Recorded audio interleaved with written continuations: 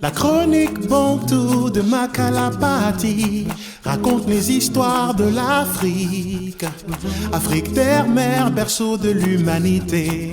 Ensemble nous devons élever. Oh, oh, oh, yeah. Oh, oh, oh, yeah. Oh, oh, oh, oh.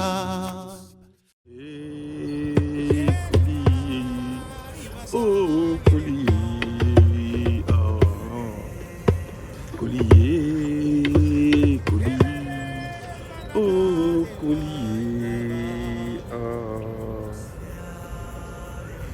Vous-même, quand vous regardez ma mine, vous pouvez deviner. Oh, oh, c'est triste. C'est mélancolique. Ouf. Un immeuble s'est effondré dans mon village, avec des familles pleines comme ça dans l'immeuble. Écoutez, c'est pour ça que je suis triste. Je me rends même compte que j'ai oublié de me présenter. Moi, je m'appelle Makalapati. Je suis Mandingue. Je suis Yoruba. Je suis Peul. Je suis Manguissa. Bref, c'est le sang bantou qui coule dans mes veines. Aujourd'hui encore, je vais vous raconter une histoire de mon village. Une histoire, somme toute triste. Oui. Mon village est grand. Il est très grand et il s'appelle Afrique. Et j'aime mon village. Ce jour-là, autour de minuit, ceux qui étaient encore éveillés dans cet immeuble-là, c'était où? C'était dans une région de mon grand village, au Cameroun, dans la ville de Douala, dans un quartier dit Dorbonne, derrière Guinness. Voilà. Oh, que c'est triste, que c'est bien triste. Parce que ce jour-là, il était minuit. Minuit passé, presque. Ceux qui étaient dans un coin éveillé ont entendu quelques craquements, quelques grincements. Ils se demandaient bien ce que ça pouvait être. Au pire même, ils ont eu une sensation de tremblement de l'immeuble. Subitement, l'immeuble s'est écroulé. Pam! On dirait un château de cartes. Collier, collier, oh, collier, oh, collier, collier, oh, collier, oh.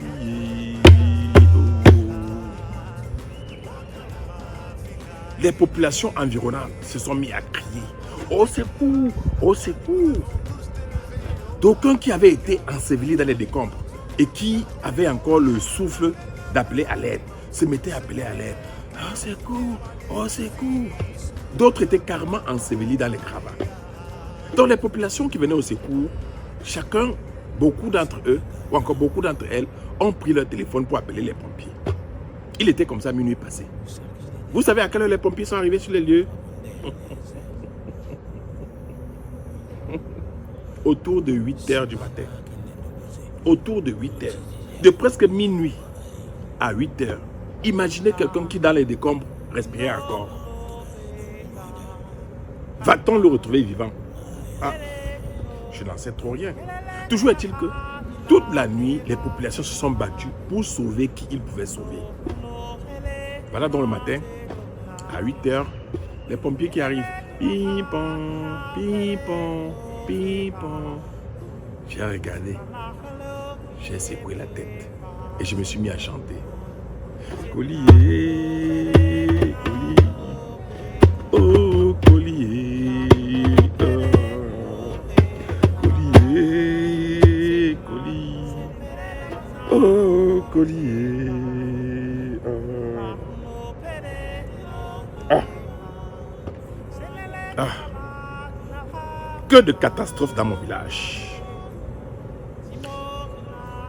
Pourquoi ne prévient-on pas ces catastrophes? Parce que tout le monde attend le pire pour venir dire « Oh, qu'est-ce qui s'est passé? Oh, si je savais. Oh, Pourquoi? Oh, si, alors qu'on a vu le mal venir. Combien d'édifices dans mon village sont mal construits?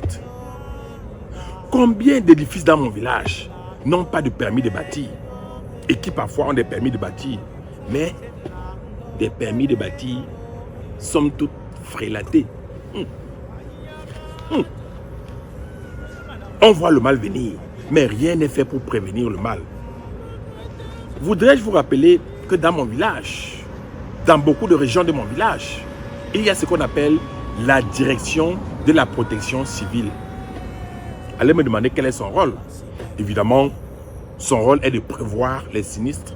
Son rôle est de prévoir les catastrophes. Mais permettez-moi de vous dire, tout ça c'est sur les papiers. Ne dites à personne que je vous ai dit ça.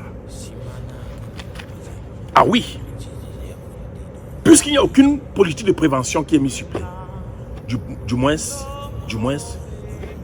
du point de vue pratique. Sur le terrain, on ne voit pas. Mais on attend des catastrophes pour venir faire des one-man shows à l'hollywoodienne. Monsieur le gouverneur est arrivé à 12 h. Madame le ministre du développement urbain et de l'habitat est arrivé le lendemain. Tous sont venus faire quoi? Compter les morts. Parce qu'au finish, il y a eu 42 morts. Beaucoup de blessés comme ça. Collier, collier, oh collier, oh collier, collier, oh collier, oh. Malheureusement, ce n'était pas la première fois. Et rien n'avait été fait pour booster notre capacité à prévoir. Je me rappelle,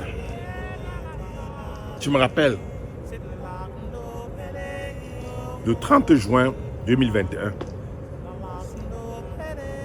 il y a eu effondrement d'un immeuble en construction où? À Bona-Prison. Dans le même mois, et c'était quand? Le 9 juin 2021. Un immeuble, regardez, un immeuble est descendu comme ça. Comme ça. Après, il fait hop, hop, hop, hop, et s'est affaissé sur un autre. Donc, l'immeuble était en suspension comme ça. Retenu par un autre.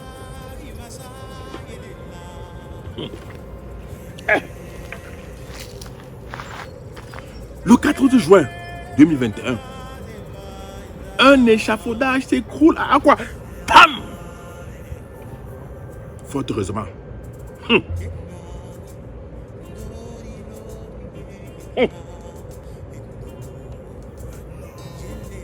En septembre 2021, un immeuble s'écoule à Dordogne. C'était toujours dans la ville de Douala. Pendant que s'écoulait à Dordogne, en même temps, l'autre s'écoulait au camp Yabassi. Toujours dans la ville de Douala. Et tout ça toujours dans mon village. Pourquoi? Parce qu'il n'y a aucune politique de prévention. Mais ce qui est cœur, c'est le défilé de ces autorités pour venir compter les morts. C'est-à-dire les médecins après la vie. Les médecins de la mort. Mais je pense dans mon village, on gagnerait à être des médecins de la maladie. C'est-à-dire, pendant que le malade souffre, c'est à ce moment qu'il faut le guérir. Oui, pour la direction de la protection civile. Mais non. Pour ces directions qui sont finalement des structures budgétivores, qui restent dans les bureaux à engloutir l'argent du contribuable. J'ai dit non. Collier, collier, oh collier, oh. Ah oui. C'est ça mon village. C'est aussi ça. Oui. Et j'aime mon village. Avec ses hauts et ses bas. Collier, collier, oh collier, oh. La chronique Bantou de Makalapati. La chronique Bantou de Makalapati.